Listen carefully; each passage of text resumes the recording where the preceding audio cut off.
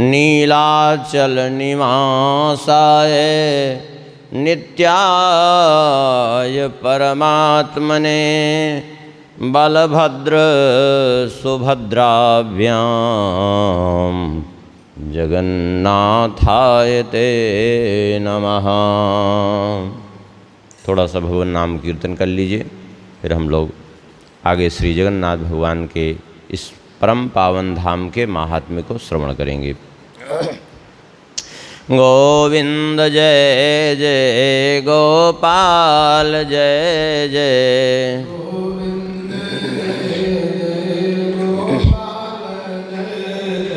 श्री राधा रमण हरि गोविंद जय जय,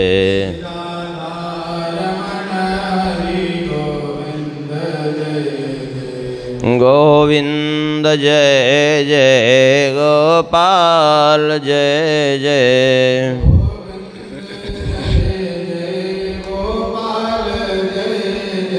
श्री राधा रमण हरि गोविंद जय जय,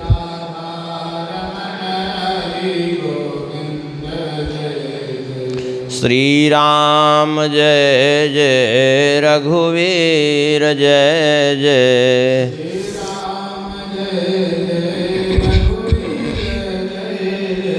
सीतारमण श्री रघुनाथ जय जय,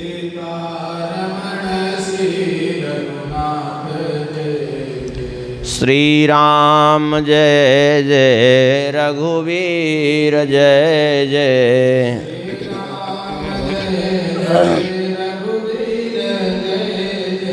सीतारमण श्री रघुनाथ जय जय,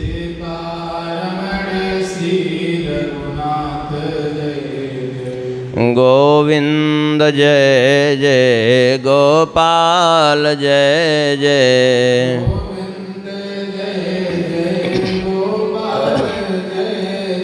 श्री राधा रमण हरि गोविंद जय जय,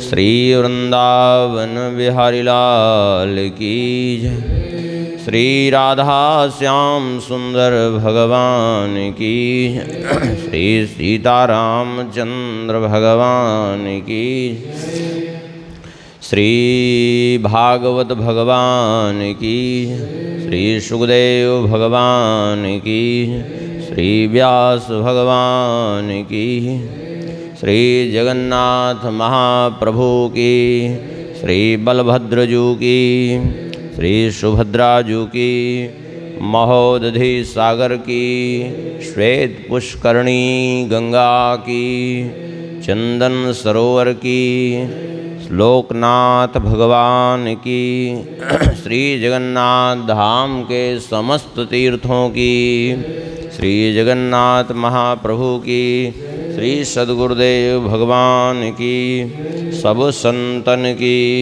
सब भक्तन की, सब विप्रन की, सत्य सनातन धर्म की जय जय श्री सीताराम, जय जय श्री राधेश्याम, नमः पार्वती पतये हर हर महादेव। हरिशरणम। परम मंगलमय प्रातपर अखिलेश्वर अकारण करुणावरुणालय भक्तवांछा कल्पतरु, भगवान की महती कृपा करुणा से हम लोग भगवान के ही परम पावन क्षेत्र श्री जगन्नाथ जी के परम पावन सन्निधि में बैठ करके हम लोग पुरुषोत्तम क्षेत्र अर्थात श्री जगन्नाथ धाम की महिमा का कथन श्रवण का लाभ प्राप्त कर रहे हैं।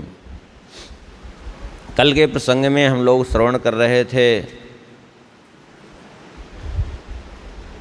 अवंतिकापुरी के राजा इंद्रद्युम्न के पुरोहित श्री विद्यापति जी महाराज। वे आए हैं यहाँ, उनको भगवान श्री नील माधव जी का दर्शन प्राप्त हुआ है। और श्री नीलमाधव भगवान का दर्शन करके ये वहाँ से विद्यापति जी यहाँ से उज्जैन पधारे हैं और उज्जैन जा कर के उन्होंने सारी बातें बताई हैं। वहाँ से इंद्रद्युम्न जी अपनी सेना को लेकर के राजकोष आदि सब लेकर के कि अब चल करके ठाकुर जी के लिए हम मंदिर निर्माण करेंगे, इस भावना से भावित होकर के वहाँ से प्रस्थान किए। इधर हुआ क्या, विद्यापति जी के जाने के बाद कल प्रसंग में बताए थे कि जो है जब विद्यापति जी ने पूछा था कि ये इतने वन में रह करके आपको ये दिव्य भोग कहाँ से प्राप्त होते हैं, तो बताया था विश्वावसु जी ने कि ये हम कहीं से नहीं लाते, तो देवता आकर के पूजन करते हैं, तो जो भोग चढ़ाते हैं वही हम लोगों को प्रसाद रूप में प्राप्त हो जाता है, उसी को ग्रहण करके हम लोग भी अपना निर्वाह कर रहे हैं। और इसी प्रसाद का प्रभाव है, जगन्नाथ भगवान के प्रसाद का ये दिव्य प्रभाव है कि 10,000 वर्ष की हमारी अवस्था हो गई, लेकिन फिर भी जो है हम पूर्ण रूप से युवावस्था हमारी बनी हुई है, कोई विकार नहीं है, कोई रोग नहीं, कोई कुछ नहीं, क्योंकि जगन्नाथ जी के प्रसाद की बड़ी महिमा है। हाँ, आगे जो जो कथा सुनेंगे प्रसाद की भी महिमा आएगी, उसको भी श्रवण कीजिएगा। कल बताए भी थे जगन्नाथ जी के प्रसाद की महिमा कैसी है। 10 लाख अश्वमेध यज्ञ और 10 लाख राजसूय यज्ञ मिलकर के भी प्रसाद की 16वीं कला की भी बराबरी नहीं कर सकते हैं।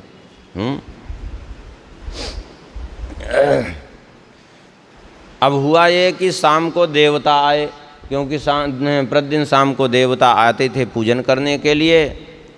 अब देवता जो है जब शाम को नीलमाधव भगवान का पूजन करने के लिए आए, तो उसी समय सुवर्ण बालुकाश्चासौ विचकार च सर्वसः तेनाकुल दृशो देवा न से कुरवलोकने। जब देवता यहाँ पूजन करने के लिए पहुँचे, उसी समय बड़ी तेज की आंधी चली और इतनी बालुका उड़ने लगी, इतनी बालुका उड़ने लगी कि देवताओं को कुछ दिख ही नहीं रहा था। और थोड़ी ही देर में देखते देखते श्री नीलमाधव भगवान उस बालुका में समाहित हो गए।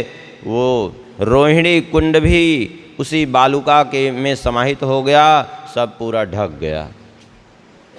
देवता बड़े विकल हो गए, ये कैसा अनर्थ खड़ा हो गया। हे प्रभो, ये कैसा पाप हमसे बन गया कि आप हमको छोड़ करके कुछ क्षणिक स्थिति में, कुछ क्षण में इतनी बालू कि बताओ आप ढक गए। जरूर हमसे कोई ऐसा अपराध बन गया कि जिसके कारण आपने हमें दर्शन नहीं दिया। कैसा दुर्भाग्य उपस्थित हो गया। हे प्रभो, दृशाम सेचन कह श्री सह क्षणाद्यन्नोपलभ्यते अपराधा किमस्माकं लक्षितः पुरुषोत्तम। हे पुरुषोत्तम, हे श्री माधव, बताइए हमसे कौन सा ऐसा अपराध बन गया जिसके कारण आप हमसे अलक्षित हो गए, हमें दर्शन नहीं प्राप्त हो रहा है, कृपा करके बताइए। और केवल 1-2 नहीं, हम सभी देवता आपके ही सेवक हैं और हम सभी की दृष्टि से आप ओझल हो गए।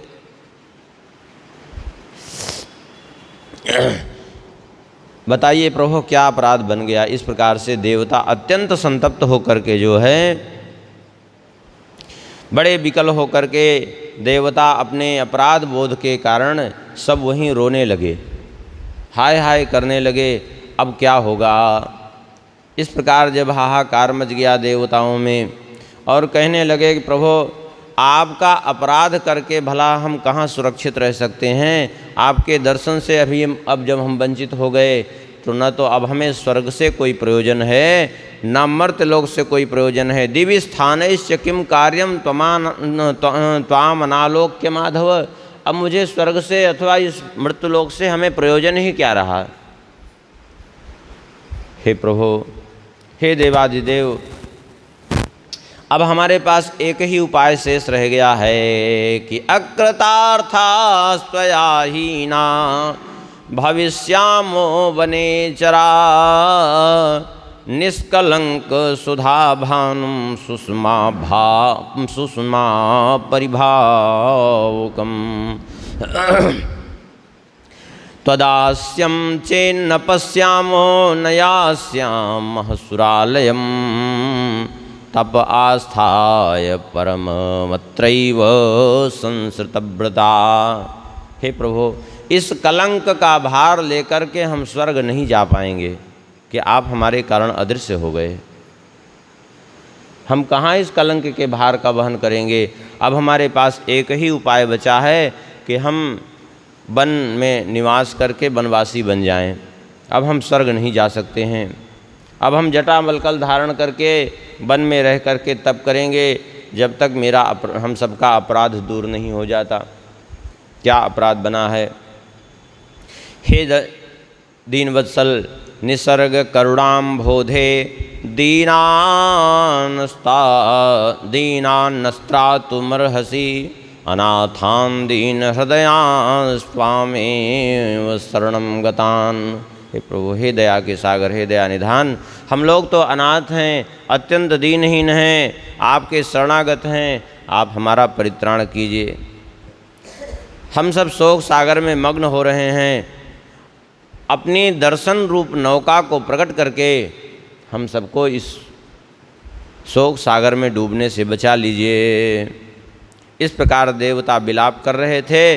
उसी समय आकाशवाणी हुई, अत्रार्थे भूसुरायत्नम कर्तुमर्हथमाव्रथा अद्य प्रभृति देवस्य दर्शनम दुर्लभम भुवि।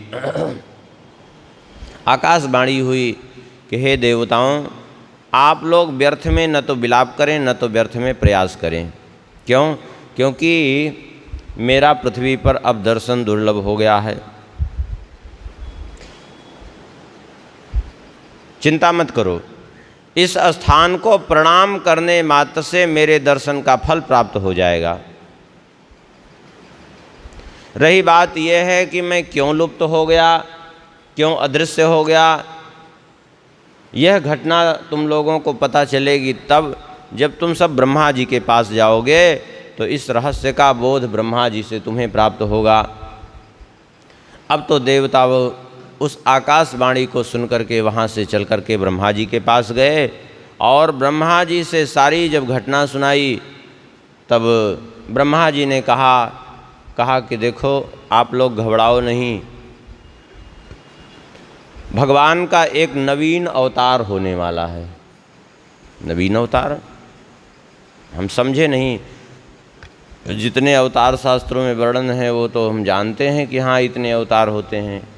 ब्रह्मा जी ने कहा भगवान का जो नवीन अवतार होगा वो दारु ब्रह्म के रूप में होगा।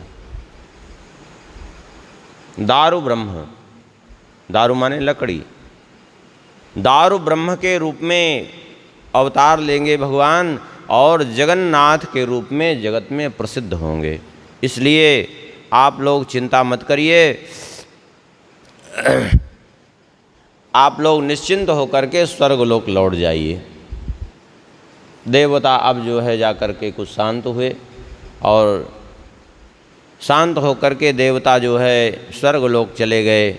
इधर वे ब्राह्मण विद्यापति भगवान नीलमाधव जी का दर्शन करके वे पहुंच गए ही थे और जाकर के जब वहाँ पुरुषोत्तमपुरी की सारी महिमा और नीलमाधव जी के दर्शन की बात कही तो प्रसन्न होकर के अवंतिकापुरी में श्री इंद्रद्युम्न जी तैयार हुए थे। कल श्रवण कर रहे थे कि पुरुषोत्तमपुरी आने के लिए अब तो वहाँ जाकर के जब इन्होंने सारी बात बताई, अब देखिए भगवान के प्रति, भगवान के प्रसाद के प्रति आदर कैसा होना चाहिए जरा अब यहाँ दर्शन आप लोग करिए। कहते हैं विद्यापति जी जब गए तो यहाँ से भगवान नीलमाधव जी का दर्शन करके गए थे और भगवान नीलमाधव की एक प्रसादी माला लेकर के गए थे।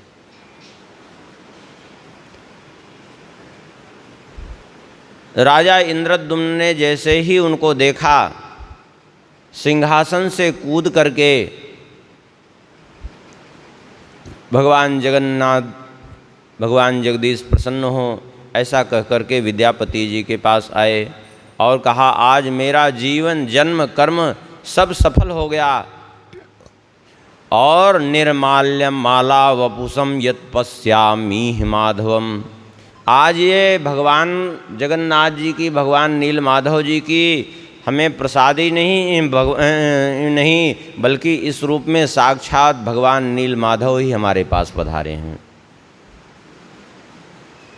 इतनी प्रसन्नता कि इस रूप में हमें मानो नीलमाधव जी का ही दर्शन हो रहा है। और उसके बाद जो है साष्टांग लौट करके उस माला को प्रणाम किया है श्री इंद्रद्युम्न जी ने। अभी भी कुछ जगह परंपरा है, जब भगवान का थाल निकलता है, जब भगवान का भोग निकलता है तो भगवान के प्रसाद को साष्टांग लेट करके प्रणाम करते हैं। भगवान का प्रसाद है, कोई सामान्य बात नहीं। भगवान का प्रसाद माने भगवान की कृपा। प्रसाद माने अन्न नहीं होता, प्रसाद माने दाल चावल रोटी साग नहीं होता, प्रसाद माने हलवा पूड़ी रसगुल्ला नहीं होता, प्रसाद माने कृपा। भगवान की कृपा होती है प्रसाद माने।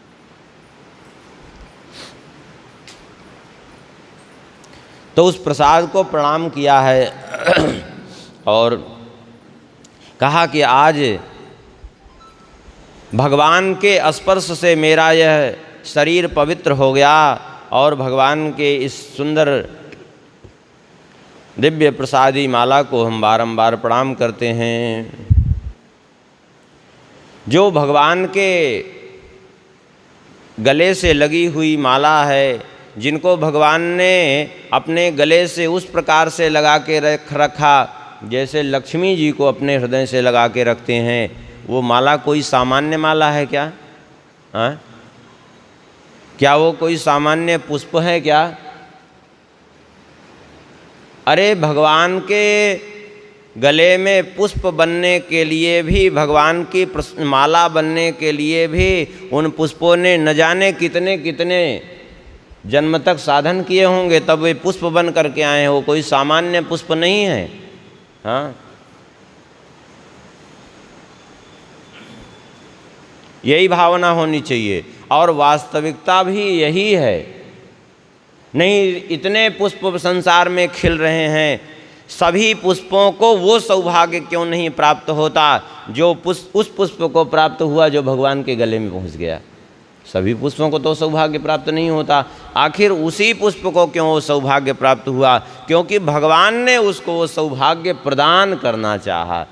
कहीं ना कहीं उसका पूर्व में संस्कार जुड़ा हुआ है उससे, ना कि ऐसे कोई भी माला भगवान को। नहीं तो देखिए, आप ऐसे देखिए, थोड़ा मंदिर में कभी कभी आप बढ़िया से बढ़िया खूब बढ़िया माला लेके जाइए और पता चला दीजिए, वो पुजारी देखता भी नहीं, उठा के फेंक देता है। और कभी तो किसी को बिना भगवान को चढ़ाए ही ऐसे दे देता है प्रसन्न करने के लिए कि वो प्रसादी, और वो भी हमको माला मिल गई इसी में प्रसन्न होकर के चला जाता है। वो भी नहीं सोचता कि ये चढ़ी भी है माला भगवान को कि नहीं, भगवान ने धारण किया भी कि नहीं। क्यों? क्योंकि भगवान के पास जाने का उसको सौभाग्य ही नहीं मिला उस माला को। क्यों नहीं मिला? क्योंकि उसके वो संस्कार नहीं बन पाए थे अभी। होता है कि नहीं ऐसा? प्रायः ऐसा देखने को मिलता है। हाँ, अधिकतर देखने को मिलता है। आजकल तो बड़ी विचित्र स्थितियाँ होती जा रही हैं। लोग माला चढ़ेगी, उठा उठा के माला फेंकते हैं, ऐसे फेंकते हैं जैसे कूड़ा कर। ऐसा कभी नहीं करना चाहिए। भगवान के प्रसाद का एक पुष्प पड़ा हो और आप उसका यदि लंघन कर गए तो आपका सारा जो है भजन का तेज सब खत्म हो जाएगा, क्षण भर में खत्म हो जाएगा। इसलिए ये भी सब सावधानी की ज़रूरत है।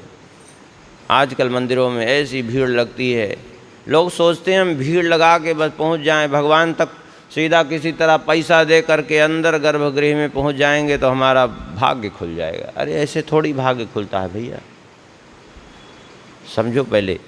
अब गए अंदर, पता चला भगवान के ऊपर छाया पड़ रही है, सिंहासन पर उनकी छाया पड़ रही, ये सब दोष बन जाता है। चले जा रहे हैं, पदाम पुष्प बिखेरे हुए हैं, उसी पुष्पों को रोनते हुए। सावधानी आवश्यक है। भगवान का बाहर से दर्शन भले कर लीजिए। श्री चैतन्य महाप्रभु जी सिंहद्वार के आगे कभी नहीं बढ़ते थे, अब वहीं से दर्शन करते थे, कभी गए ही नहीं सिंहद्वार के आगे। यहाँ तक कि जगन्नाथ भगवान में जब प्रविष्ट हुए तो यहाँ नहीं, गुंडीचा जब भगवान गए हुए थे रथ यात्रा में, वहाँ सिंहद्वार के आगे जाते ही नहीं थे दर्शन करने। क्यों?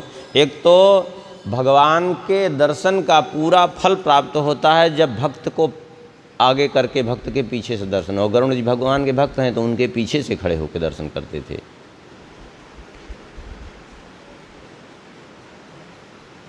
और जबकि वहाँ से देखा जाए तो भगवान आप गरुड़ स्तंभ के पीछे से देखिए तो जगन्नाथ जी का आधा ही दर्शन होता है, पूरे शरीर श्री विग्रह का दर्शन नहीं होता, लेकिन वो दर्शन वहीं से करते थे हमेशा।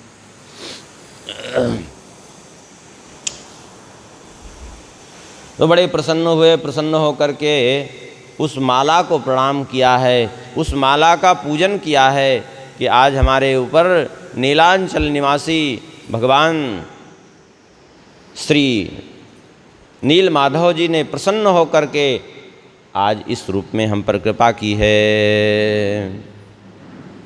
और केवल कृपा ही नहीं की है माला के रूप में, बल्कि इस माला के रूप में मानो हमको संदेश भेज करके बुलाया है। संदेश भेज करके मानो अपने यहाँ हमें बुला रहे हैं। इस प्रकार से बड़े प्रसन्न हुए और प्रसन्न होकर के भगवान जगन्नाथ जी की उस दिव्य माला को सामने सिंहासन पर विराजमान करके स्तुति भी की है। सोचिए, जयाखिल जगत सृष्टि स्थिति संहार शिल्पकृत लीला विश्वपुरलोम संख्य ब्रह्मांड भारभृत। हे प्रभु, हे दीनानाथ, हे जगन्नाथ, आपकी जय हो, जय हो। आप ही सारे जगत के सृष्टि करता, पालन करता, संहार करता हैं। आप तो अपने रोम रोम में अनंत ब्रह्मांडों का भार धारण करने वाले हैं। हे प्रभु, हम आपकी क्या स्तुति करें। मैं भी आपका एक दीन जन हूँ और चिरकाल से मैं मोहाच्छन्न हूँ, आपकी शरण में आया हूँ, क्योंकि सारे जगत के आप ही एकमात्र शरण्य हैं। और सही बात यही है, सारे जगत के एकमात्र शरण्य हैं। अब इस बात को समझिए ऐसे ढंग से, और कोई ऐसा दुनिया में नहीं है भगवान के अतिरिक्त जो सबको शरण में रख सके। और तो और देखिए, श्री राम जी के बाण से व्यथित जयंत, देवराजेंद्र उसका पिता, जयंत के पिता देवराजेंद्र, उनकी शरण में, फिर ब्रह्मा जी की शरण में, शंकर जी की शरण में गया। लेकिन शरण में रखना तो दूर की बात, काहू बैठन कहा न ओही, किसी ने उसको बैठने तक को नहीं कहा। सोच लीजिए, अम्बरीश जी का अपराध करके दुर्वासा जी किसकी शरण में नहीं गए? ब्रह्मा जी की शरण में गए, शंकर जी की शरण में गए, लेकिन किसी ने नहीं रखा। लेकिन उस रक्षा कहाँ होती है? एकमात्र भगवान। भगवान कैसे हैं? बोले शिव वीरन चिनुतम शरण्यम। शिव जी, ब्रह्मा जी भी जिनकी शरण ग्रहण कर सकें वे हैं भगवान। तो सबके एकमात्र शरण्य है भगवान। तो हे प्रभु, मैं भी आपकी शरण में हूँ, आप हम पर कृपा कर दीजिए। और फिर जो है महाराज इंद्रद्युम्न जी ने सभा बैठाई है, उनमें बड़े बड़े यज्ञकर्ता ब्राह्मण, मुनिगण, वृद्ध मंत्रीगण, सेवकगण, परिजन सभी उपस्थित हुए और सब घेर करके बैठे हैं वहाँ। कहते हैं उस समय जो है श्री विद्यापति जी महाराज को बीच में बैठा करके उनका भी पूजन किया है। आप जगन्नाथ जी का दर्शन करके आ रहे हैं, इसलिए श्री जगन्नाथ जी के स्वरूप ही हैं। एक तरह से जो है जगन्नाथ जी को मिलाने के लिए आप हमें गुरुदेव के रूप में प्राप्त हुए। अब हे प्रभु, अब और बताइए कि जो है हमें क्या क्या करना है। अब तो सुन करके विद्यापति जी ने पूरा अपना सारा विवरण बताया, किस प्रकार से वे नील पर्वत पर चढ़े, किस प्रकार से भगवान नील माधव जी का दर्शन हुआ, रोहिणी कुंड में स्नान हुआ, अक्षय वट की महिमा का वर्णन किया, भगवान नृसिंह की महिमा का, अष्ट शंभु जो 8 स्वरूप में भगवान शिव विराजमान हैं उनका वर्णन किया, उनकी अष्ट शक्तियों का वर्णन किया। इन सब का विधिवत जो है वर्णन किया और सारा प्रसंग सुनाया। इंद्रद्युम्न जी बड़े प्रसन्न हुए और बार बार उस बात को उन्होंने आग्रह कर करके सुना है और सुन करके बड़े प्रसन्न हुए। और प्रसन्न होकर के इंद्रद्युम्न जी ने कहा, जन्म प्रभृति तत्रत्वं न प्रयातो द्विजोत्तम, कथम विद्या भवान दिव्य वृत्तांतम पुरुषोत्तम। जन्म से लेकर के अब तक आप वहाँ नहीं गए थे, फिर भी आपने कैसे दिव्य वृत्तांत का वर्णन किया, हम उसको और सुनना चाहते हैं। तो उसको फिर विधिवत और सुनाया है, विस्तार से सुनाया है इन्होंने और कहा कि देखो 5 कोस का विस्तार है, तीर्थराज समुद्र के तट पर बसा हुआ है और रोहिणी नामक कुंड है और दूसरी ओर अक्षयवट, दोनों के मध्य में श्री नील माधव जी विराजमान हैं। इस प्रकार से वर्णन किया और कहा कि जिस सिंहासन पर नील माधव जी विराजमान हैं उसका परिमाण वर्णन किया। कहा ये 81 अंगुलों का स्वर्ण पद्म युक्त सिंहासन है, उसी पर भगवान नील माधव जी विराजमान हैं। तो इस सब पूरा वर्णन किया है, खूब यहाँ विस्तृत रूप से वर्णन किया। अब तो इंद्रद्युम्न जी बड़े प्रसन्न हुए और प्रसन्न होकर के इन्होंने कहा कि अब जो है विलंब करने की कोई आवश्यकता नहीं है, हमारा जन्म सफल हो गया, आज मेरा यज्ञ दान तपस्या सब सफल हो गए आपके दर्शन से। अब आप आज्ञा करिए हमें क्या करना है। और अभी ये बात चल ही रही थी, उसी समय श्री नारद जी वहाँ उपस्थित हो गए। नारद जी उपस्थित हो गए और नारद जी ने को देख करके विधिवत श्री इंद्रद्युम्न जी ने पूजन किया है। और नारद जी ने कहा, इंद्रद्युम्न नृपश्रेष्ठ विमलैस्तद गुणोकरै, प्रीणिता देवता सिद्धा मुनयो ब्रह्मणा सह। नारद जी ने कहा, हे राजर्षि इंद्रद्युम्न, तुम्हारे सुंदर गुणों से देवगण, सिद्धगण, मुनिगण और यहाँ तक कि मेरे पिता ब्रह्मा जी भी बड़े प्रसन्न हैं। अच्छा बोले, इसलिए जो है मैं तुम्हारे पास आया हूँ। मैं भगवान का दर्शन करने बद्रिकाश्रम तो मैं प्रायः जाता ही रहता हूँ, इसमें कोई संदेह नहीं। और मैं आया था ब्रह्मलोक से दर्शन करने बद्रिकाश्रम में, और मेरी इच्छा हो गई पुरुषोत्तमपुरी जाने की। और जब पुरुषोत्तमपुरी जाने की इच्छा हो गई तो मैं वहाँ से पुरुषोत्तमपुरी की ओर चल पड़ा। और मुझे स्मरण में आया कि ब्रह्मा जी ने आपके लिए कुछ कार्य निर्धारित किए हैं, तो मैं यहाँ चला आया और मैं सोच रहा हूँ कि तुमको साथ में लेकर के ही पुरुषोत्तमपुरी जाऊँ।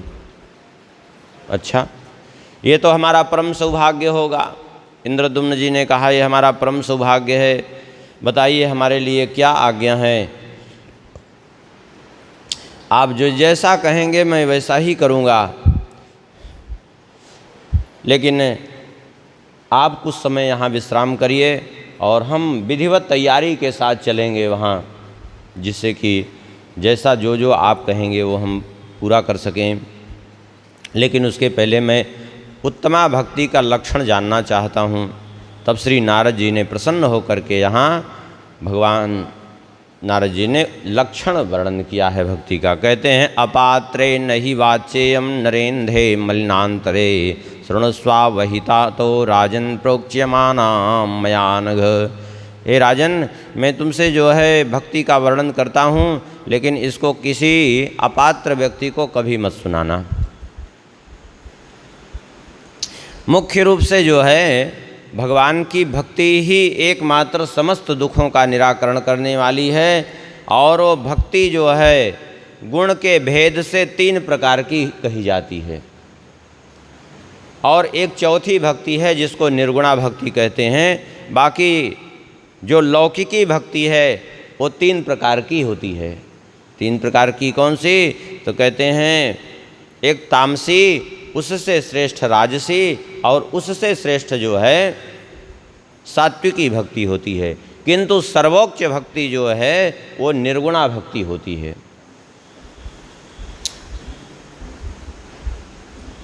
अब ये तामसी क्या है?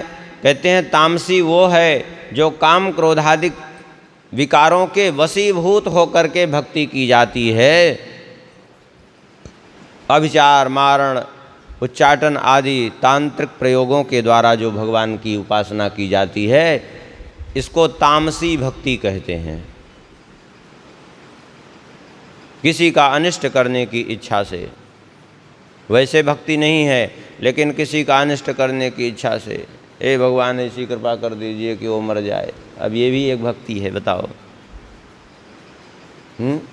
बहुत लोगों को देखा गया है, क्या करेंगे, परेशान होंगे किसी से तो जाएंगे मंदिर, हनुमान जी कृपा करिए, वो मर जाएगा तो हम तुमको 1.25 किलो लड्डू लाए के चढ़ा देंगे। अब बताओ, जाए हनुमान जी 1.25 किलो लड्डू के लिए तुम्हारे उस शत्रु को मारने जाए। अब ऐसी भी भक्ति लोगों में भरी रहती है। लेकिन भगवान भी बड़े करुणामय हैं। भगवान के जैसे भगवान ही मिलेंगे, दूसरा कोई मिलेगा नहीं। भगवान सोचते हैं चाहे जैसे भी हमारा नाम तो ले ही रहा है, उसको भी भक्ति स्वीकार कर लेते हैं। हाँ, कि चाहे जैसे भी कम से कम हमारी ओर आ तो रहा है। दूसरी है राजसी भक्ति। बोले राजसी भक्ति किस लिए? बोले अत्यधिक यश की प्राप्ति के लिए, धन की प्राप्ति के लिए, और खूब हमारे पास साधन सुविधा हो, बस इसके लिए जो भक्ति की जाती है वो राजसी भक्ति है। और सात्विकी भक्ति क्या है? बोले सात्विकी भक्ति जो की जाती है, हमारे जन्म जन्मांतर के पाप नष्ट हो जाएं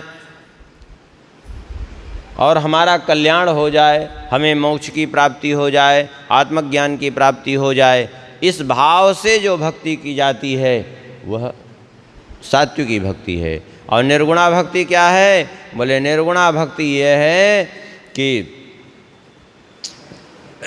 बिना किसी कारण के, बिना किसी हेतु के एकमात्र भगवान में चित्तवृत्ति का विलीन हो जाना। चित्तवृत्ति भगवान से अलग ही न होने पावे किसी भी तरह से, लेकिन उद्देश्य कुछ नहीं हो, उसको निर्गुणा भक्ति कहते हैं।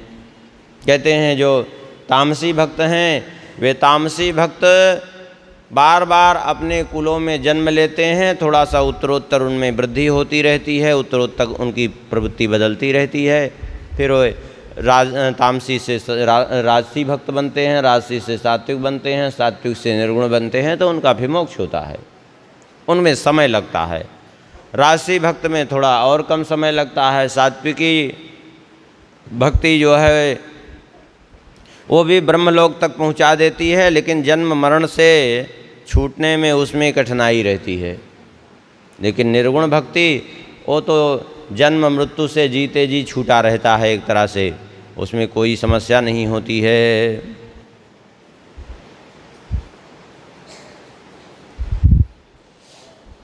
इंद्रद्युम्न जी ने भक्तों के लक्षण पूछे हैं तो बहुत बढ़िया बढ़िया लक्षण नारद जी ने गिनाए हैं। कहते हैं उपकृति कुशला जग स्वजस्रम पर कुशलानि निजानि मन्यमाना अपि पर परिभावने दयार्दा शिव मनसा खलु वैष्णवा प्रसिद्धा। जो सदा दूसरे का उपकार करने में कुशल हैं, जो दूसरे प्राणियों के कुशल में ही अपना कुशल मानते हैं, दूसरे के दुख से जो कातर होकर के सदा उनके हित चिंतन में लगे रहते हैं, ऐसे जो दयावान भक्त हैं वे ही वैष्णव हैं। ऐसे दयावान लोग ही वैष्णव के नाम से जाने जाते हैं। अर्थात ये सब जो गुण गिनाए जा रहे हैं ये गुण नहीं है तो फिर वैष्णव भी नहीं है। वैष्णवता केवल चिन्ह धारण करने मात्र से नहीं होगा, वैष्णवता गुण, वैष्णव का स्वरूप होना, गुण होना आवश्यक है। दृषदि पर धने चलोष्टखंडे पर वनितासु चकूट सालमलीषु सखिरिपु सहजेषु बंधुवर्गे सममतया खलु वैष्णवा प्रसिद्धा। जो दूसरे के धन को पत्थर या मिट्टी के ढेले के समान समझते हैं, जो परिस्त्री को सालमली कंटक के समान, बबूल के कांटे के समान समझते हैं, और जो अपने सुहृद वर्ग, शत्रुगण, आत्मीय जन सबको समान रूप से देखते हैं, उनको वैष्णव कहा जाता है। गुणगण सुमुखा परस्य मर्माख्यादन परा, गुणगण सुमुखा परस्य मर्माख्यदन परा परिणाम सौख्यदाही भगवती सततम प्रदत्त चित्ता प्रियवचसा खलु वैष्णवा प्रसिद्धा। कहते हैं जो एकाग्र मन से अपना चित्त जिन्होंने भगवान को ही समर्पित कर दिया है पूर्ण रूप से, और कहते हैं गुणी जनों का जो आदर करते हैं, जो दूसरों के रहस्यमय चरित्रों को गोपनीय रखते हैं, अर्थात किसी का ऐसा चरित्र है जो लोगों के सामने प्रकट करने योग्य नहीं है तो उसको किसी के सामने प्रकट नहीं करते।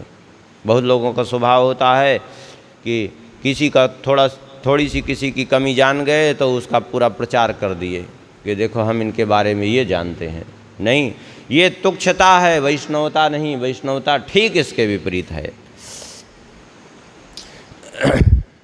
स्फुट मधुर पदम ही कंस हंतो कलुषमुसम शुभ नाम चामनंता जय जय परिघोषणाम रटंता किमु विभवा खलु वैष्णवा प्रसिद्धा। जो भक्ति भाव से कंस का वध करने वाले भगवान श्री कृष्ण का जो निरंतर पवित्र नाम का कीर्तन करते रहते हैं, जो सदा उच्च स्वर से उनका जय घोष करते रहते हैं, भगवान नाम कीर्तन, भगवान नाम जप ही जिनकी एकमात्र संपत्ति है, वे ही एक वैष्णव हैं। भगवान नाम का नाम ही जिसकी संपत्ति है, सीधी बात है। हरिचरण सरोज युग्म चित्ता जडिम धिया सुख दुख साम्य रूपा अपचित चतुरागरौ निजात्म नतवचसा खलु वैष्णवा प्रसिद्धा। जो शरीर से, मन से, वाणी से निरंतर भगवान के चरणों में अपने मन को एकाग्र चित्त से लगाए हुए हैं और भगवान के ही चिंतन में लगे रहते हैं और उसी चिंतन में इतने भाव विभोर रहते हैं कि सुख दुख साम्य रूपा, जिसके लिए सुख और दुख दोनों समान हो गए हैं, और जो विनम्र भाव से भगवान श्री हरि के स्तवन, उनके पूजन में व्यग्र रहते हैं, उन्हीं को वैष्णव कहते हैं। यहाँ जो है कई श्लोकों में वैष्णव की परिभाषा भगवान श्री नारद जी ने वर्णन की और कहा जो भगवान के भक्त हैं उनकी सदा ही जय होती है, कभी भी जो है उनको कहीं भी उनकी पराजय नहीं होती है। और जो भगवान के शरणागत हैं उनको के जीवन में चिंता केवल एक ही होती है। क्या चिंता? बोले नहीं धनमपि मृग्यते कदाचिन्न खलु शरीरज खेद संप्रयोगः मृदुलघुवत्सा विधान कीर्तिम भजन महम तव दास एव चिंता। क्या चिंता रहती है? बोले वे न तो कभी धन की चिंता करते हैं, न प्रार्थना करते हैं, न तो अपने शरीर की उनको चिंता रहती है। केवल एकमात्र जो है भगवान के भजन की चिंता रहती है, भगवत सेवा की चिंता रहती है कि हमसे भजन नहीं हो पा रहा है, ठीक से भगवान से की सेवा नहीं बन पा रही। कब ऐसा सुअवसर होगा कि ठीक से भगवान की सेवा बनेगी, भगवत भजन बनेगा। एकमात्र यही चिंता जिसके मन में रहती है, अपनी कोई चिंता नहीं। समात्मा सर्वजीवेषु निजाचाराद विप्लुतः विष्णुर्पित खिलाचारः सही वैष्णव उच्यते। जिसकी एकमात्र समस्त क्रियाएं भगवान के लिए हो गई हैं, उन्हीं को ही वैष्णव कहते हैं।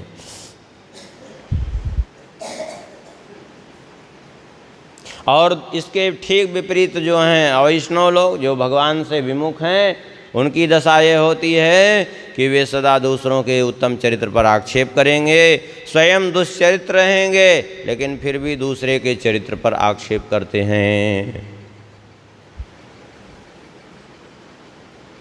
वे हर परिस्थिति में भगवान की चिंता न करके, यहाँ तक कि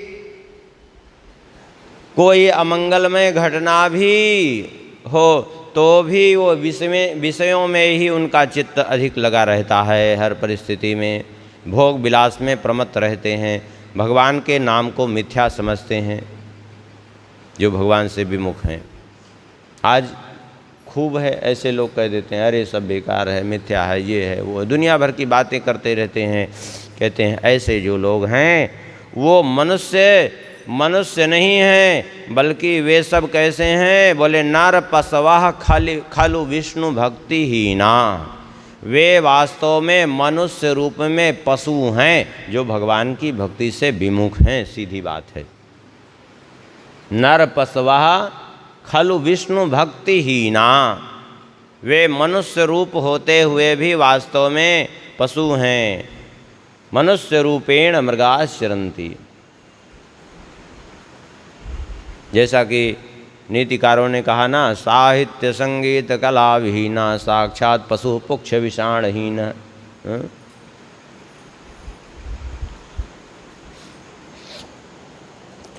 कहते हैं ऐसे लोग जो हैं वे परदारा परधन के प्रति लोभ उनका बना रहता है, कुबुद्धि उनके हृदय में भरी रहती है और अपने उदर पोषण में ही सदा प्रफुल्लित रहते हैं, उसी की चिंता लगी रहती है। सारी चिंता एकमात्र उनको लगी रहती है कि कैसे बढ़िया से बढ़िया हमको खाने को मिले, बढ़िया से बढ़िया पहनने को मिले। हाँ, और ऐसे जो है भगवत भक्ति ही नर पशवः खलु विष्णु भक्ति ही नाम। मनुष्य रूप में पशु ही हैं। जो लोग भगवान के चरणों के स्मरण से सर्वथा विमुख हैं, जो दुष्टों का संग करने में आसक्त हैं, जो दूसरों के दुख और दोष का दर्शन करने में सदा तत्पर रहते हैं, ऐसे नराधमों का संसर्ग तुरंत परित्याग कर देना चाहिए। इस प्रकार से श्री नारद जी ने राजा इंद्रद्युम्न को उपदेश दिया और इंद्रद्युम्न सुन करके बड़े प्रसन्न हुए। और प्रसन्न होकर के श्री इंद्रद्युम्न जी ने कहा, आपका दर्शन पा करके, आपके द्वारा आपके दिव्य मुखारविंद से वाणी श्रवण करके हमारा जीवन आज धन्य हो गया, हमारा जीवन सफल हो गया।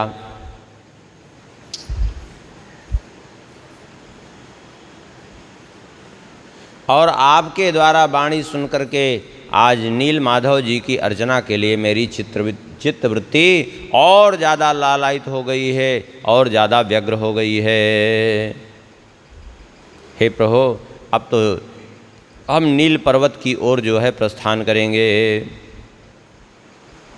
देखिए, एक बात समझिए, नील पर्वत की बात आ गई, कहीं कोई भ्रमित न हो। एक नील पर्वत ये है जिसको नीलांचल कहते हैं, जहाँ पर हम लोग विराजमान हैं। एक नील पर्वत उत्तराखंड की ओर है, जहाँ पर काग भुसुंडी जी भी रहते हैं।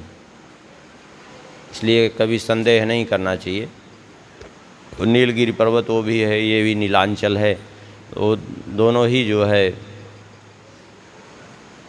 इसलिए कभी संदेह नहीं करना चाहिए उसमें।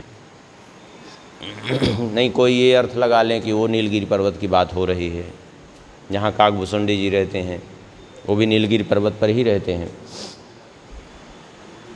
तो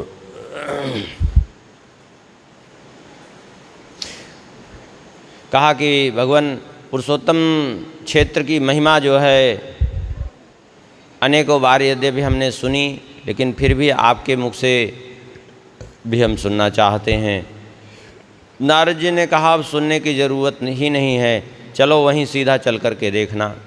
हंतते दर्शयिष्यामि क्षेत्रम क्षेत्र स्थितानि चा तीर्थान्य शक्ति शंभुश्च क्षेत्र महात्म्यमेव चा। तुम वहीं चल कर के उस क्षेत्र को का दर्शन करो और क्षेत्र में अष्ट शंभु अष्ट शक्तियों सहित जहाँ भगवान विराजमान हैं उस क्षेत्र का दर्शन करो तुम चल कर के पहले, और उस क्षेत्र में चलने के बाद ही तुम उनका दर्शन कर पाओगे। तुम्हें अनुग्रह करने के लिए वे भगवान 4 रूपों को धारण करके उस पुरुषोत्तम पुरी में जो है स्थित होंगे। 4 रूप धारण करके तात्पर्य यहाँ क्या है? 4 रूप का तात्पर्य यहाँ है श्री जगन्नाथ, बलभद्र, सुभद्रा और सुदर्शन चक्र।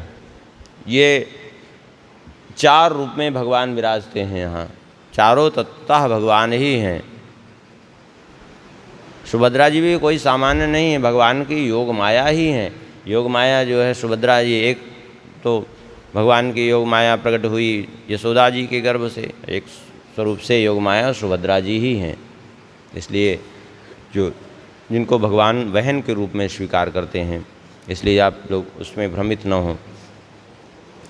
अब तो बड़े प्रसन्न हुए और प्रसन्न होकर के जो है यात्रा के अनुकूल समय ज्येष्ठ शुक्ल पंचमी तिथि को शुक्रवार के दिन पुख्य नक्षत्र में शुभ योग शुभ लग्न में चलने की तैयारी हुई।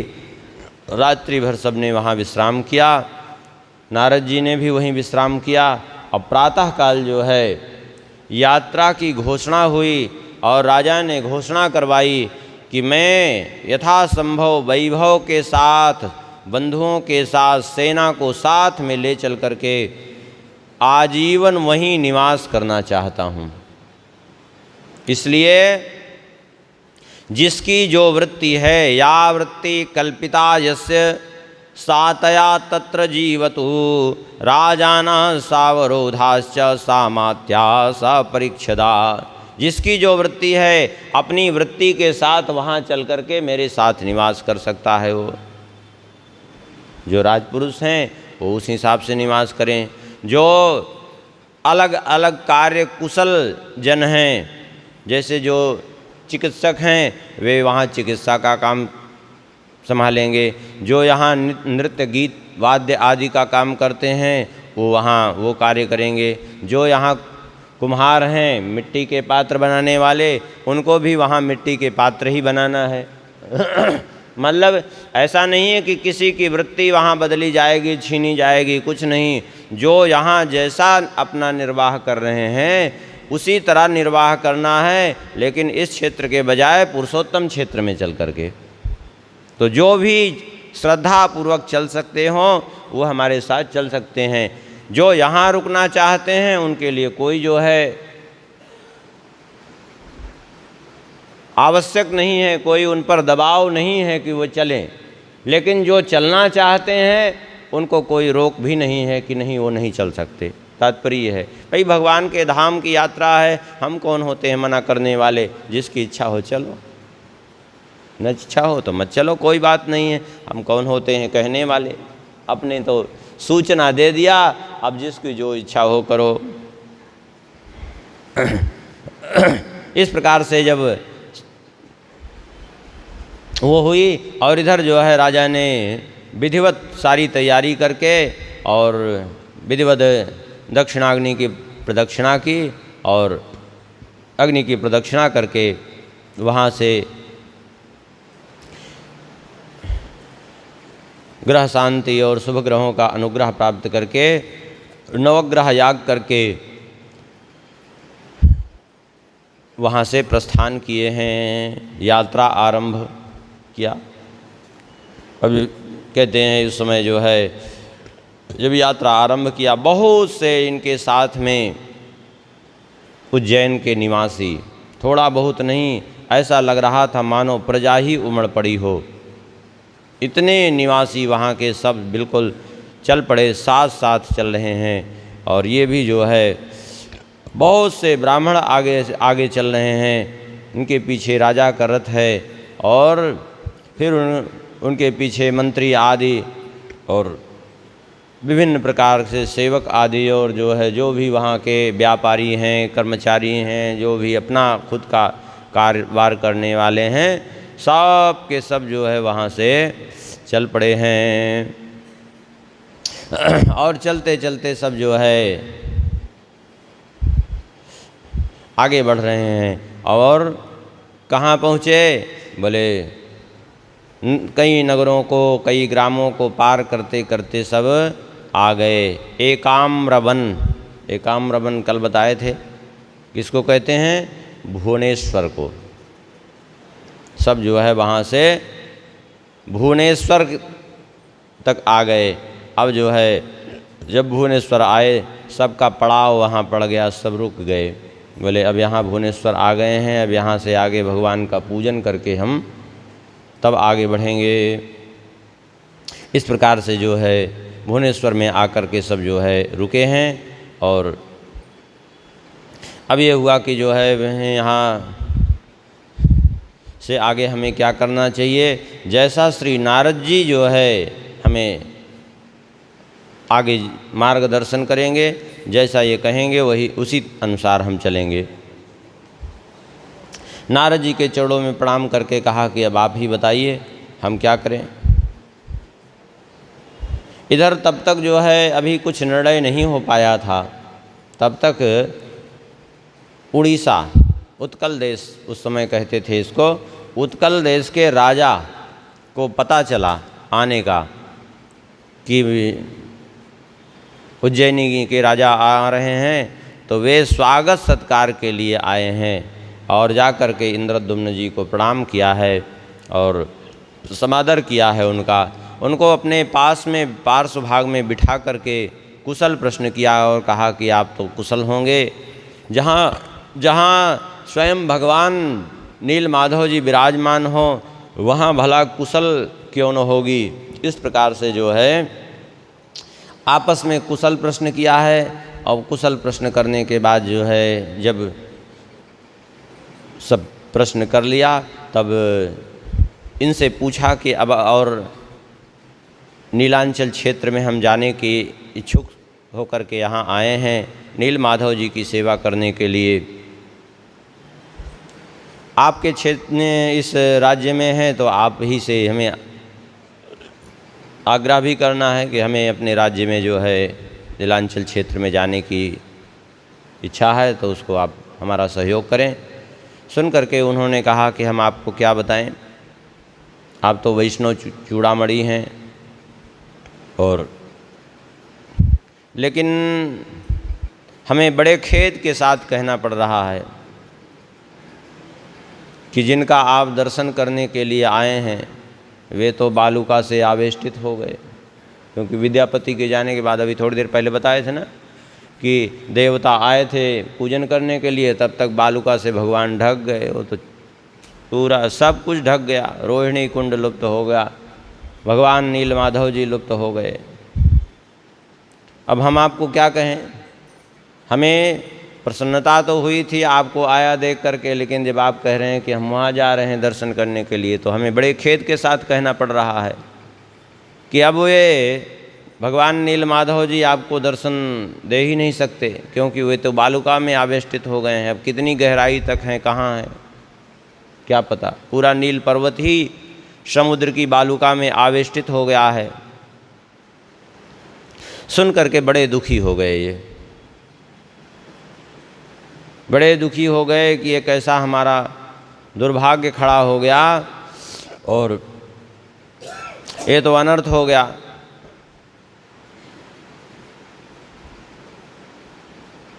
अब हम करेंगे क्या, इतनी दूर हम आए और इन सब को भी लेकर के आए हम। ये सब अपनी अपनी वहाँ की जन्मभूमि छोड़ करके और हमारे साथ आ गए। बड़े दुखी हो गए। तब श्री नारद जी ने समझाया, बोले आपको चिंता करने की ज़रूरत नहीं है, हम आपको ले ही इसीलिए आए हैं। आए हैं इसीलिए, जब भगवान ढक गए तब ले आए।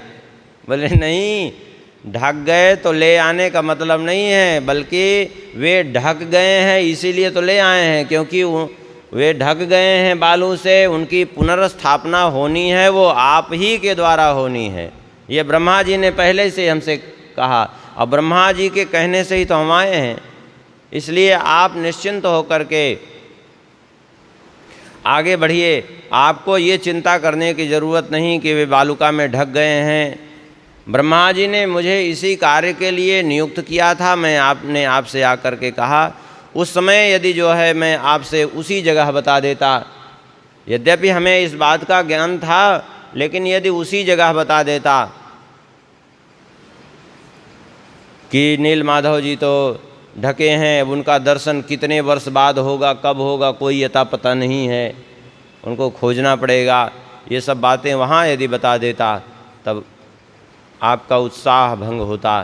आपके मुख पर जो प्रसन्नता थी वो सब दूर हो जाती। जो इतने उत्साह से यहाँ आ गए, और आप तो आए, सब के सब आ गए, आपका उत्साह बना भी रहता तो इन लोगों का उत्साह जरूर टूट जाता। इसलिए जो है हम यहाँ लेके आए, लेकिन आपसे हमने कोई चर्चा नहीं की। और आपका आगमन इसीलिए हुआ है, ये पूरा विधि का विधान है, पहले से निर्धारित है कि पुनः जो है आपके द्वारा ही यहाँ श्री जगन्नाथ भगवान के रूप में, दारु विग्रह के रूप में उनकी फिर से प्रतिष्ठा होनी है। इसलिए आप निश्चिंत रहें।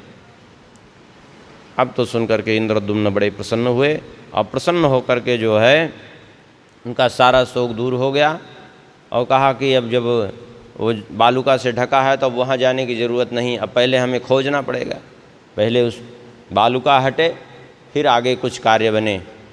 इस प्रकार से जो है उस सब निश्चिंत होके वहीं रुक गए, यहाँ फिर उस समय नहीं आए। अब कथा को थोड़ा इसको यहीं रोक करके आज एक बात और कह देते हैं।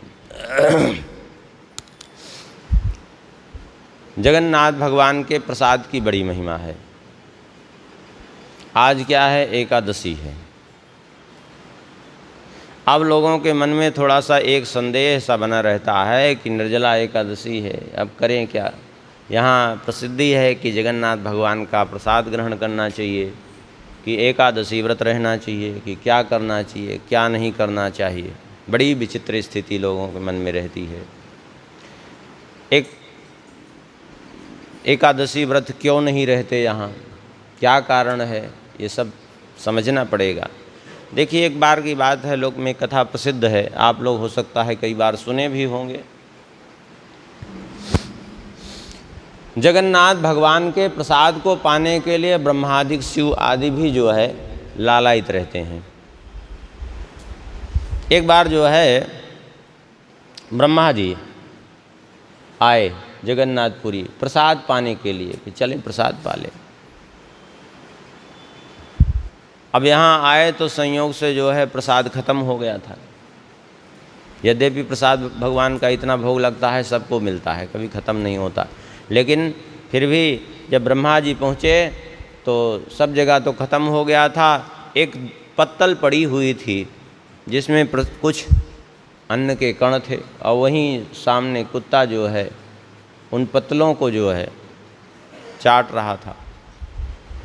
ब्रह्मा जी ने कहा चलो जा कर के उसी पत्तल से उठा उठा करके उसको लेना प्रारंभ कर दिया। ये देख करके एकादशी महारानी हंस पड़ी। एकादशी महारानी हंस पड़ी, बोले आज एकादशी का दिन है, अब भगवान ने हमसे कहा है कि एकादशी के दिन जो अन्न खाएगा वो पाप का भागी होगा, और तुम ये जो है पत्तल चाट रहे हो, चावल। इतना सुनकर के ब्रह्मा जी बड़े दुखी हुए कि ये तो भगवान को प्रसाद को चावल और एक अन्न कह रहे हैं, बड़ी समस्या। लेकिन भगवान जगन्नाथ जी ने देखा कि ये जो हमारे प्रसाद का भी तिरस्कार इनके द्वारा हुआ, और जो है ब्रह्मा जी हमारे परम भक्त हैं, द्वादश भागवत में एक हैं, इनका भी तिरस्कार हो गया। तब भगवान ने एकादशी महारानी को पीछे टांग दिया अपने। लोग कहते हैं ना एकादशी को पीछे उल्टा लटका दिया है, और भगवान ने कहा कि कोई हमारे यहाँ एकादशी नहीं चलती, यहाँ जो है रोज प्रसाद पाओ कोई टेंशन नहीं। तब क्या करें जो एकादशी पर रहते हैं। देखिए एक बात समझिए, आप एकादशी के दिन, जैसे मान लीजिए आप एकादशी के दिन हैं यहाँ, तो एकादशी के दिन आप यदि बाहर का कुछ भी ग्रहण कर लेते हैं तो आपका व्रत भंग हो जाएगा, पक्की बात समझ लीजिए। किंतु यदि जगन्नाथ जी का प्रसाद मात्र ग्रहण करते हैं आप, चाहे भरपेट जाकर ग्रहण करें, तो आपको एकादशी का पूरा फल भी मिलेगा, प्रसाद का फल भी मिलेगा, दोनों बात होती है। इसलिए जो है ये चिंता सोचने की ज़रूरत नहीं है कि क्या बताएं। जैसे आज निर्जला एकादशी है, अब बहुत लोग सशंकित हैं कि क्या करें, निर्जला एकादशी है, कुछ लोग कहते हैं हम नहीं रह पाते, कुछ लोग क्या करते हैं, तो उसका सीधा सीधा उपाय है नहीं रह पाते मत रहिए, कोई ज़रूरी नहीं। लेकिन समस्या यही है, फिर शर्त यही है कि बाहर का एक अन्न, एक कण भी आप कुछ मत डालिए, आप सीधा जगन्नाथ भगवान का प्रसाद मात्र ले लीजिए, आप भरपेट ले लीजिए, कोई दिक्कत नहीं है, आपको निर्जला एकादशी का पूरा फल मिल जाएगा।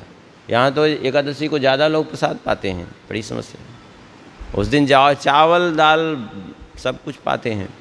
क्यों? एकादशी के दिन अन्न खाने से यहाँ दोष क्यों नहीं लगता, पहले ये बात समझिए। क्योंकि अन्न में पाप का निवास होता है, लेकिन भगवान जगन्नाथ जी का जो भोग है, भले ही बनाता हुआ कोई दिखे, लेकिन श्री जगन्नाथ भगवान के भोग का सारा कार्य जो है श्री लक्ष्मी जी के हाथ में है। श्री लक्ष्मी जी भगवान के भोग को तैयार करती हैं, और श्री लक्ष्मी जी के हाथ से वो परम पवित्र हो जाता है। फिर जगन्नाथ भगवान उसको भोग लगाते हैं, फिर वो विमला देवी के मंदिर में जाता है, भोग लगता है, वो महाप्रसाद हो जाता है। इसलिए जगन्नाथ भगवान के प्रसाद में अन्न का दोष नहीं लगता है। आप किसी भी दिन जगन्नाथ जी का प्रसाद ग्रहण करेंगे, अन्न का दोष नहीं लगता है। इसलिए आप लोग इससे निश्चिंत रहें जो प्रसाद ग्रहण करना हो तो।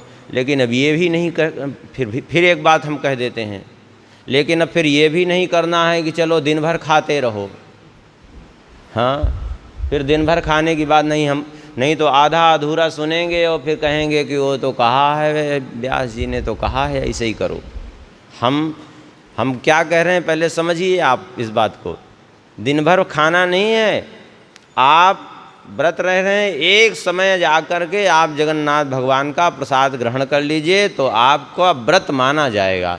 वो व्रत में आपके त्रुटि नहीं मानी जाएगी। दिन भर नहीं खाना है कि दिन भर कुछ खाते रहो अथवा बाहर से कुछ खा लो, ऐसा कुछ नहीं। बाहर का एक अन्न भी आपको एक कण भी नहीं लेना है आपको।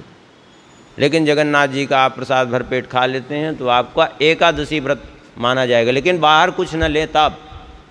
अब बाहर आप कुछ खा लिए हैं और कहते हैं कि शाम को जगन्नाथ भगवान का हम तो प्रसाद ले रहे हैं, ये तो बेमतलब की बात हो गई।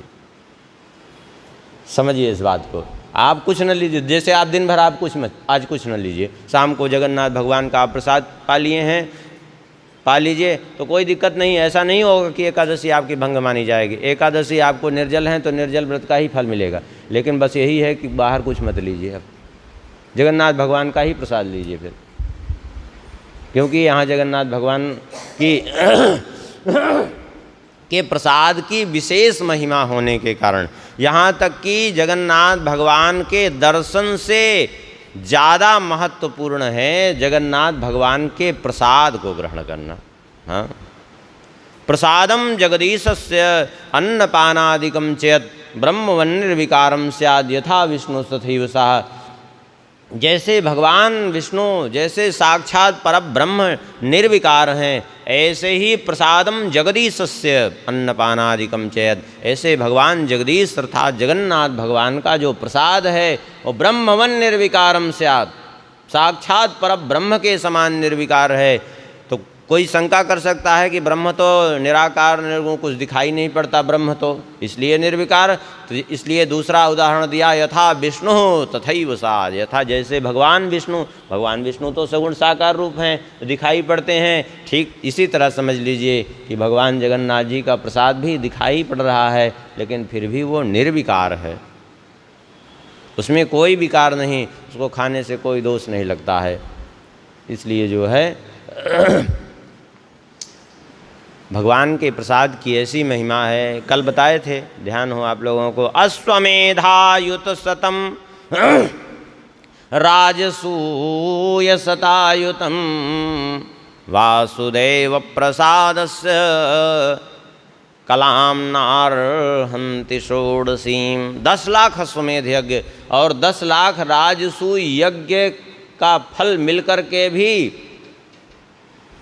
श्री जगन्नाथ भगवान के प्रसाद की 16वीं कला की बराबरी नहीं कर सकते हैं, ऐसे प्रसाद की महिमा है। इसलिए जगन्नाथ भगवान का प्रसाद एकादशी क्यों रहते हैं? बोले मोक्ष के लिए। जगन्नाथ भगवान का प्रसाद क्या करता है? बोले मोक्ष ही प्रदान करता है, भगवान के परम धाम का। स्कंद पुराण में ही एक जगह वर्णन है कि जगन्नाथ भगवान का के प्रसाद का नियम कोई धारण कर ले कि हमें प्रतिदिन प्रसाद लेना है, तो सहज भाव से बिना कुछ किए उसको मोक्ष की प्राप्ति हो जाएगी। और ये बात हम नहीं कह रहे, उद्धव जी महाराज भी यही कह रहे हैं, त्वयोपभुक्त स्रगंध वासोलंकार चर्चिता उच्छिष्ट भोजिनो दासास्तव मायाम जय मही। हे प्रभु, हम आपके उच्छिष्ट भोजी दास हैं, त्वयोपभुक्त, आपके द्वारा ग्रहण किया हुआ, आपका जो उच्छिष्ट है उसको ग्रहण करते हैं। अच्छा, उसको ग्रहण करने से होता क्या है? तो श्री उद्धव जी कहते हैं उसको ग्रहण करने से होता यह है कि तव मायाम जय मही, आपकी माया पर विजय प्राप्त होती है, आपकी माया से मनुष्य मुक्त हो जाता है। अब हमने एकादशी तिथि है तो एकादशी की कथा भी सुनाई देते हैं संक्षिप्त रूप से। सतयुग में एक दैत्य हुआ, कल्पभेद से 2 कथाएं हैं, एक शंखासुर की, एक नाड़ी जंघ की।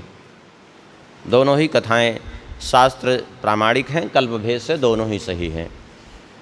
और नाड़ी जंघ का पुत्र था मुर दैत्य, कहीं कहीं मुर दैत्य। ये मुर दैत्य जो है, इसने ब्रह्मा जी से वरदान प्राप्त किया तपस्या करके, और कहा कि हमें ये वरदान दे दीजिए कि कोई भी जो है पुरुष हमें न मार सके, चाहे वो त्रिदेव ही क्यों न हो, कोई पुरुष न मार सके, जिसका भी किसी के गर्भ से जन्म हुआ हो वो हमें न मार सके। बड़ा अत्याचार किया, देवता बड़े परेशान, भगवान के पास गए, भगवान विष्णु गए, 5000 वर्ष तक उससे युद्ध किया, बाहु युद्ध। भगवान जानते थे कि चूंकि वरदान है, इसको मरेगा तो है नहीं, पुरुष से मारना नहीं है, स्त्री भी जो अयोनिज हो उसी के द्वारा मरना है इसको। तब जो है भगवान 5000 वर्ष बाद जब दोनों लड़ते लड़ते थक गए थे, भगवान की तो ये लीला थी थकने की, और दोनों बैठ करके विश्राम करने लगे। अचानक भगवान वहाँ से उठ करके चल दिए। जब भगवान उठ करके वहाँ से चल दिए तो उसने सोचा, लगता है ये ज़्यादा थक गए हैं, इनका पीछा करना चाहिए। छुप करके भगवान वहाँ से चलते चलते, आप लोग यदि बद्रिकाश्रम कभी गए हों तो बद्रिकाश्रम से थोड़ी दूर पर एकादशी गुफा है, गए हैं आप लोग, कुछ लोग गए होंगे। एकादशी गुफा है। भगवान उसी गुफा में जाकर के शयन कर गए। जब उस गुफा में भगवान शयन कर गए तो ये पीछे पीछे पहुंचा, सोचा कि अच्छा अवसर है, सो रहे हैं इसी समय मार देना चाहिए, वैसे तो हम जीत नहीं पा रहे हैं इनसे। तो जैसे ही भगवान को मारने के लिए उद्यत हुआ, वैसे ही भगवान के वक्षस्थल से एक दिव्य कन्या का प्रादुर्भाव हुआ और उस कन्या ने उसका वध कर दिया, और मुर्दैत्य का। क्योंकि कन्या तो अयोनिज थी, उसको वरदान था कि किसी गर्भ से जन्म लेने वाली नहीं मार सकती स्त्री, पुरुष कोई मार नहीं सकता था, इसलिए भगवान ने मारा नहीं, उसको मार दिया। जब उसकी मृत्यु हो गई तो भगवान ने नेत्र खोले। भगवान ने कहा, देवी आप कौन हैं? बोले, प्रभु मैं आपके ही वक्षस्थल से प्रकट हुई। भगवान ने कहा, ठीक है, आज अगहन का महीना था, जो उत्पन्ना एकादशी होती है ना, ये अगहन कृष्ण पक्ष में। बोले, आज तुम उत्पन्न हुई हो, ये आज उत्पन्ना एकादशी के नाम से एकादशी विख्यात होगी। एकादशी के दिन तुम्हारा प्रादुर्भाव हुआ है, इसलिए तुम्हारा नाम भी हम एकादशी ही करते हैं। क्या वरदान चाहिए तुम्हें? जो इच्छा हो मांग लो। तो एकादशी ने कहा, ठीक है, ऐसा है कि जो है हमें यही वरदान दे दीजिए कि जो भी आज के दिन व्रत रहें उनको मोक्ष की प्राप्ति हो। भगवान ने कहा, तथास्तु। आज से जो भी एकादशी व्रत करेंगे वे मोक्ष के भागी होंगे, और जो एकादशी के दिन अन्न खाएंगे वे पाप खाएंगे। जगन्नाथ भगवान के उसमें प्रसाद का दोष इसी नहीं लगता, क्योंकि अन्न में पाप का निवास होता है, भगवत प्रसाद में पाप का निवास नहीं होता है। जगन्नाथ जी के प्रसाद में वो दिव्य होता है। तो कहा, ठीक है। तो उस दिन से जो है ये एकादशी व्रत का प्रारंभ हुआ, और एकादशी व्रत तब से जो है रहते हैं। उसका अलग अलग बहुत विवेचन भी है, कब रहना चाहिए। जैसे कभी स्मारता नाम पड़ जाती है, वैष्णवा नाम, इसका सबका भी अलग अलग वो है। और इसका प्रमाण सहित हमने डाला भी है इसमें, यूट्यूब में अगर देखना हो तो आप लोग देख सकते हैं। खूब विधिवत प्रमाण सहित डाले हैं, अलग अलग ग्रंथों प्रमाण सहित। इसलिए एकादशी थी तो एकादशी की भी कथा संक्षिप्त रूप से उत्पत्ति की सुना दिए, और यही कथा को विश्राम करते हैं श्री भगवान जगन्नाथ जी के महात्म्य को। और हमने कह दिया, अब आप लोग जैसा भी समझेंगे वो आप लोग अपने हिसाब से। हम किसी को नहीं कहेंगे कि क्या करना है। सुना दी दोनों कथा हमने, एकादशी की भी और प्रसाद की भी। हाँ, मुर को मारने से ही भगवान का नाम पड़ा मुरारी। मुर को मारने के कारण ही भगवान मुरारी कहलाए। बोलिए भक्तवत्सल भगवान की, श्री जगन्नाथ धाम की। सिया बोल सिया बोल, सिया सिया बोल, श्री राम राघव रसिकेश बोल।